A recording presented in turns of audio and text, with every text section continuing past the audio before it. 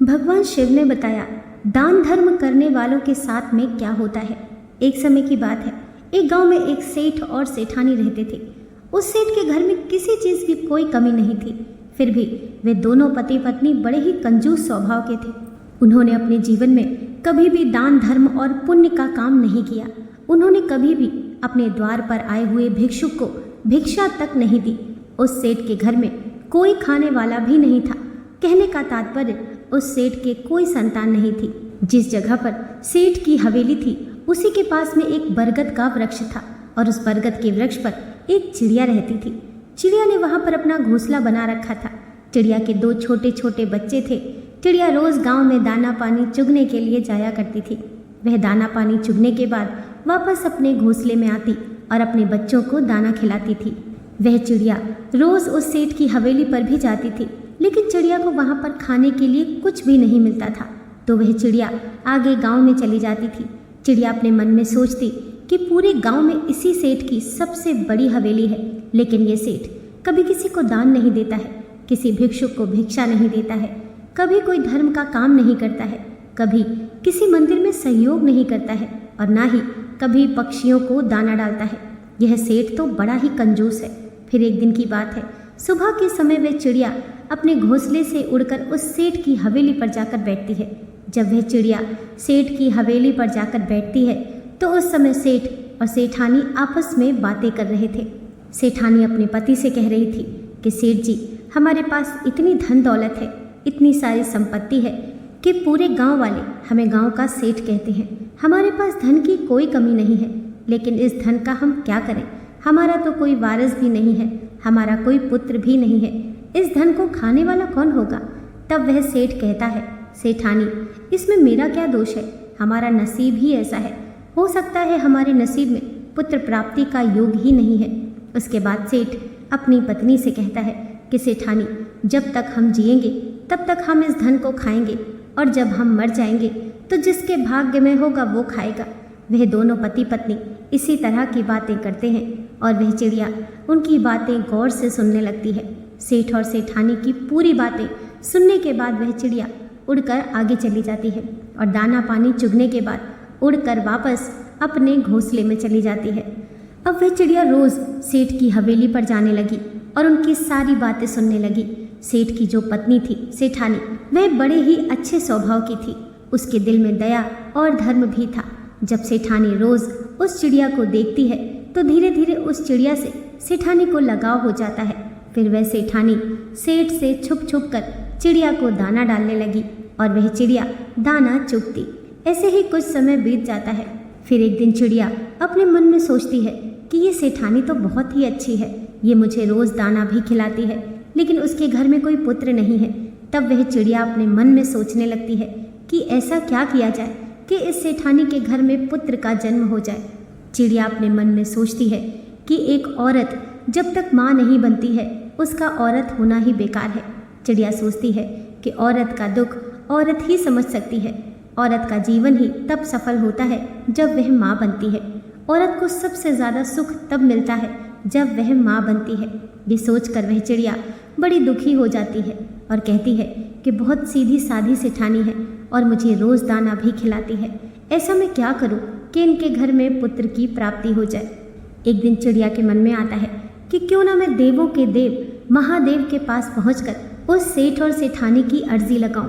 यही सोचकर वह चिड़िया अपने पति चिड़ा से कहती है कि पिया जी, मैं कुछ दिनों के लिए कहीं जा रही हूँ, आप हमारे बच्चों का ख्याल रखना और उन्हें समय समय पर दाना पानी देते रहना।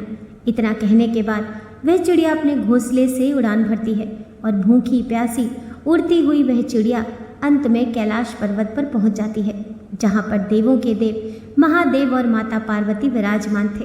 वह चिड़िया उड़ती हुई जाकर के माता पार्वती के चरणों में गिर जाती है। चिड़िया माता पार्वती के चरणों में गिरते ही बेहोश हो जाती है। फिर माता पार्वती उस चिड़िया को अपने हाथों में उठाती हैं और चिड़िया से कहती हैं, हे चिड़िया, तुम कहाँ से आई हो? तुम बहुत परेशान लग रही हो, क्या बात है, मुझे बताओ। फिर वह चिड़िया माता पार्वती से कहती है कि हे माता, मैं बहुत दुखी हूँ और मैं बहुत दूर से आई हूँ। मैं अपने दुख से दुखी नहीं हूँ, मैं किसी और के दुख से दुखी हूँ। माता पार्वती कहती हैं कि हे चिड़िया, तुम क्यों दुखी हो, मुझे साफ साफ बताओ। तब चिड़िया कहती है कि हे माता, जहाँ पर मैं रहती हूँ वहाँ पर एक सेठ और एक सेठानी भी रहते हैं। उनका कोई पुत्र नहीं है और वह सेठानी बहुत ही अच्छी है। इतनी सी बात कहकर वह चिड़िया फिर से बेहोश हो जाती है। माता पार्वती उस चिड़िया को फिर से होश में लाने की कोशिश करती हैं। काफ़ी देर के बाद वह चिड़िया फिर से होश में आ जाती है। तब माता पार्वती उस चिड़िया को कुछ दाना पानी खिलाती हैं। माता पार्वती कहती हैं कि हे चिड़िया, तुम चिंता ना करो, अभी भगवान शिव ध्यान में लीन हैं। जब थोड़ी देर बाद उनका ध्यान टूटेगा तो हम उनसे बात करेंगे। फिर थोड़ी ही देर बाद भगवान शिव अपनी साधना से उठते हैं। माता पार्वती उस चिड़िया को अपने हाथों में लेकर महादेव के पास जाती हैं और कहती हैं, हे स्वामी, जिस गांव में ये चिड़िया रहती है उसी गांव में एक सेठ और सेठानी रहते हैं। क्या उनके भाग्य में पुत्र की प्राप्ति है या नहीं? तब महादेव ध्यान लगाकर देखते हैं और कहते हैं कि हे देवी, उनके भाग्य में कोई पुत्र की प्राप्ति नहीं है। तब माता पार्वती कहती हैं, हे स्वामी, अगर उनके भाग्य में पुत्र नहीं है तो आपको पुत्र देना होगा। भगवान शिव कहते हैं, हे देवी, तुम जिद क्यों करती हो? अगर उनके भाग्य में पुत्र की प्राप्ति नहीं है तो मैं उन्हें पुत्र कैसे दे सकता हूँ? लेकिन माता पार्वती जिद करती हैं और कहती हैं, हे स्वामी, ये चिड़िया बहुत ही दूर से आई है और ये आशा लेकर आई है कि हम इसकी मदद ज़रूर करेंगे। माता पार्वती कहती हैं, हे स्वामी, ये चिड़िया बहुत दूर से आई है, हम इसे खाली हाथ नहीं भेज सकते। ये बात सुनते ही महादेव कहते हैं कि हे देवी, तुम हर बार जिद करती हो और मुझे हर बार तुम्हारी जिद पूरी करनी पड़ती है। ठीक है, अगर तुम जिद कर रही हो तो सेठ और सेठानी को मैं एक पुत्र ज़रूर दूंगा, परंतु तुम एक बात इस चिड़िया से कह दो कि वह सेठ और सेठानी कोई दान नहीं करते हैं, कोई भी पुण्य का काम नहीं करते हैं, कोई भी पुराण वेद शास्त्र नहीं पढ़ते हैं। वह दोनों नास्तिक हैं। अगर वे नास्तिक से आस्तिक हो जाएंगे, अगर वे धर्म का काम करने लगे तो हम उन्हें एक पुत्र की प्राप्ति अवश्य देंगे।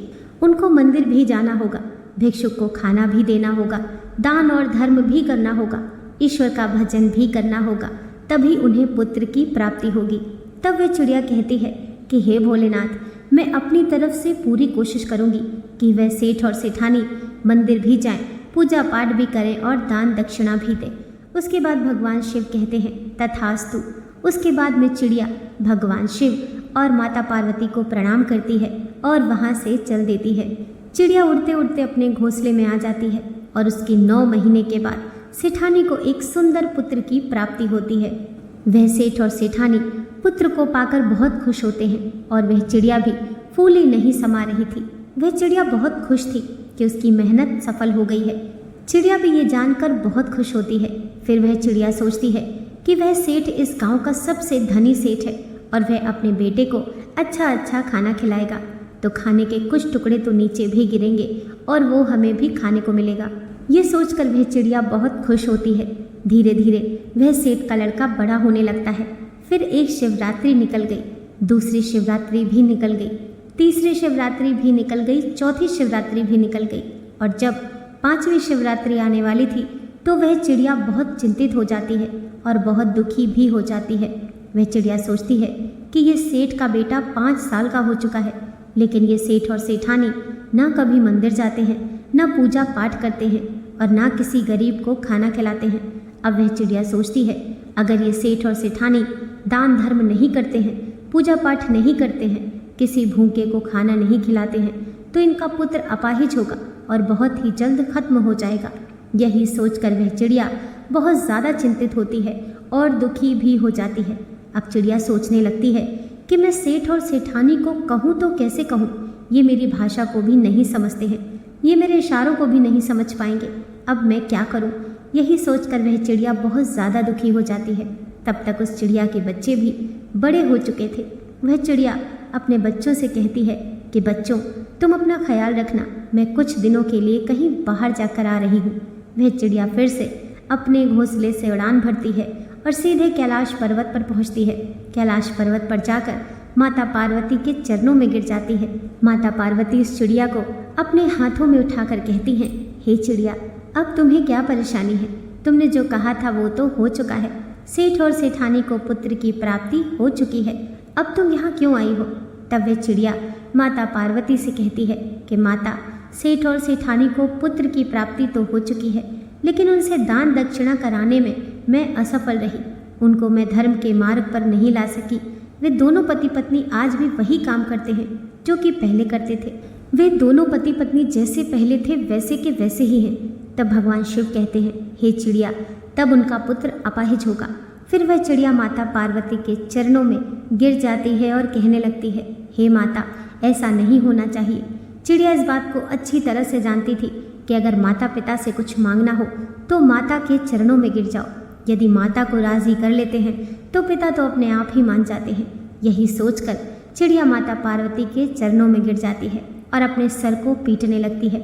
माता पार्वती फिर से चिड़िया को अपने हाथों में उठा लेती हैं और कहती हैं, हे चिड़िया, तुम शांत हो जाओ। फिर माता पार्वती फिर से महादेव से कहती हैं, हे स्वामी, ऐसा नहीं होना चाहिए। फिर वह चिड़िया कहती है, हे माता, मैंने बहुत कोशिश की उन्हें अपनी भाषा में समझाने की, लेकिन ना तो वह मेरी भाषा समझ पाते हैं और ना ही मेरे इशारों को समझ पाते हैं, और मैं अब करूं तो क्या करूं। फिर वह चिड़िया कहती है, हे माता, अगर आप दोनों वहां चलकर सेठ और सेठानी को धर्म के मार्ग पर लाएं तो बहुत अच्छा होगा। तब माता पार्वती और भगवान शिव चिड़िया से कहते हैं, चलो ठीक है, ऐसा ही होगा। हम बहुत जल्द सेठ और सेठानी के द्वार पर पहुंचने वाले हैं। फिर वह चिड़िया वापस अपने घोंसले में आ जाती है। महादेव और माता पार्वती एक भिक्षुक का भेष बनाकर उस सेठ और सेठानी के द्वार पर आते हैं और सेठानी से कहते हैं कि मैया, हमको बहुत तेज़ भूख लगी है, हमें कुछ भोजन खिला दो। अगर तुम लोग हमें भोजन नहीं खिलाओगे तो हम तुम्हें श्राप दे देंगे और तुम बर्बाद हो जाओगे। तब वे सेठ और सेठानी हाथ जोड़कर कहते हैं, बाबा, आप हमें श्राप मत देना, हम आपको भोजन करवाते हैं। तब सेठानी साधु के भेष में भगवान शिव और माता पार्वती को अपने घर के अंदर ले जाती है और दोनों को अच्छे अच्छे पकवान बनाकर खिलाती है। और जो वह सेठानी का पुत्र था वो घर में इधर उधर घूम रहा था। कभी महादेव और माता पार्वती को रोटी लाकर डालता है तो कभी उनको सब्जी लाकर डालता है, कभी कोई और मिठाई लाता है। ये देखकर माता पार्वती बहुत खुश होती हैं। माता पार्वती सोचती हैं कि ये महादेव का प्रसाद है, इसीलिए इतना चंचल है। ये सेठानी साधु के भेष में माता पार्वती और महादेव को भोजन करा देती है। उसके बाद महादेव और माता पार्वती उसके घर से जाने लगते हैं। तब सेठ और सेठानी दोनों आते हैं और हाथ जोड़कर कहते हैं कि बाबा, हमसे आपकी सेवा में कोई कमी तो नहीं हुई? यदि कमी रही हो तो हमें क्षमा कर दें, हमें कोई श्राप ना दें। तब महादेव कहते हैं कि सेठ और सेठानी, ध्यान से सुनो, गलतियां तो तुमने बहुत की हैं और गलतियां करते ही जा रहे हो। अगर इसी तरह से करते रहे तो तुम्हारे पुत्र पर घोर संकट आने वाला है और तुम्हारा पुत्र बहुत जल्द इस दुनिया से अलविदा हो जाएगा। तब वे सेठ और सेठानी महादेव के चरणों में गिर जाते हैं और कहते हैं कि बाबा, हमें कोई मार्ग बताइए, हम क्या कर सकते हैं? बुढ़ापे में जाकर तो हमें एक पुत्र की प्राप्ति हुई है, अब हम इस पुत्र को खोना नहीं चाहते हैं। तब महादेव कहते हैं, खड़े हो जाओ और ध्यान से सुनो। आज के बाद अगर कोई तुम्हारे द्वार पर आता है तो वो खाली हाथ नहीं जाना चाहिए। दान धर्म करो, पूजा पाठ करो, लोगों की सहायता करो, गरीबों को खाना खिलाओ, परेशान जीव जंतुओं को खाना खिलाओ, ईश्वर की भक्ति करो, ईश्वर के भजन करो। तभी दोनों पति पत्नी हाथ जोड़कर भगवान के चरणों में गिर जाते हैं और कहते हैं कि हे बाबा, हम ऐसा ही करेंगे।